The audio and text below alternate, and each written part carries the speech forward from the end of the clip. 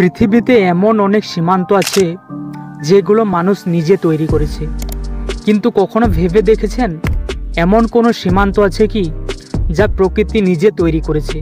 হ্যাঁ, আজকের ভিডিওতে আমরা কথা বলবো সেই রকমই এক রহস্যময় সীমান্ত নিয়ে। ইন্দোনেশিয়ার বালি আর লম্বকের মাঝখানে থাকা একটি অদ্ভুত রেখা, যা কেবল মানচিত্রে না, প্রাণী জগতেও বিভাজন তৈরি করেছে। ইন্দোনেশিয়ার দুই জনপ্রিয় দ্বীপ বালি এবং লম্বক। একপাশে বালি, পর্যটকের স্বর্গ, আধুনিকতা আর সংস্কৃতির মিশ্রণ, আর অন্য পাশে লম্বক, একটু শান্ত, তুলনায় কম ঘনবর্ষিতপূর্ণ, বেশি প্রাকৃতিক। এই দুই দ্বীপের মাঝখানে মাত্র ৩৫ কিলোমিটার দূরত্ব। শুনে মনে হবে এই দুই দ্বীপ তো খুব কাছাকাছি, তাহলে এত রহস্য কেন? তাহলে চলুন বলি। এই রহস্য শুরু হয় ১৯ শতকের এক ব্রিটিশ প্রকৃতিবিদ আলফ্রেড রাসেল ওয়ালেস এর হাত ধরে। বালি দ্বীপে এমন কিছু প্রাণী আছে যেগুলো একেবারে এশিয়ান বৈশিষ্ট্যর, যেমন বাঘ, বানর, হাতি। অন্যদিকে পাশের লম্বক দ্বীপে দেখা যায় অস্ট্রেলিয়ান প্রজাতির প্রাণী, যেমন উড়তে পারে না এমন পাখি, পাউচে সন্তান রাখে এমন স্তন্যপায়ী। বিজ্ঞানীরা এই রেখাটিকে বলেন ওয়াইলেন্স লাইন।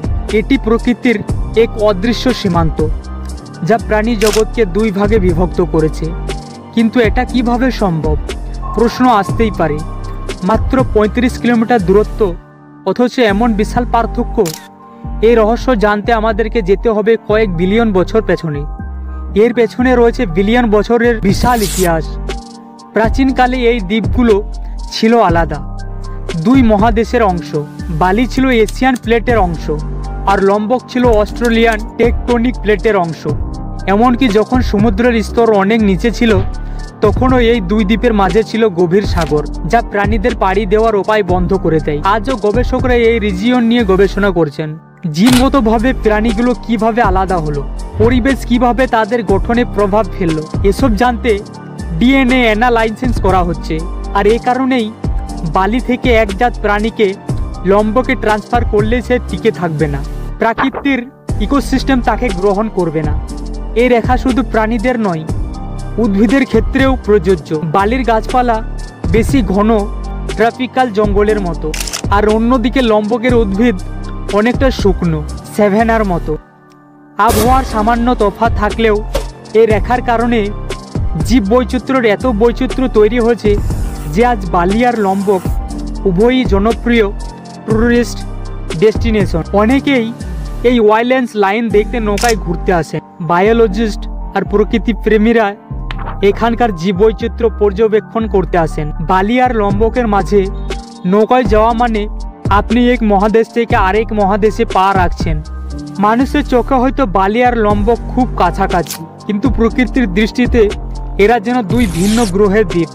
একদিকে এশিয়া, অন্যদিকে অস্ট্রেলিয়া। এই সীমান্তটাই দেখায় প্রকৃতির কতটা নিখুঁতভাবে তার নিয়মে চলে। প্রকৃতির এই রহস্য সবকিছুই মানুষের নিয়ন্ত্রণে নয়। প্রাণী জগৎ, ভূগোল আর সময় সম্মিলিয়ে তৈরি করেছে এমন এক সীমান্ত যা মানুষ পার হতে পারে, কিন্তু প্রকৃতি চায় না সবাই পার হোক। বালি আর লম্বকের মাঝখানে এই রেখা কেবল মানচিত্র নয়, এটা সময়ের বিবর্তনের আরেক প্রকৃতির এক চিরন্তন।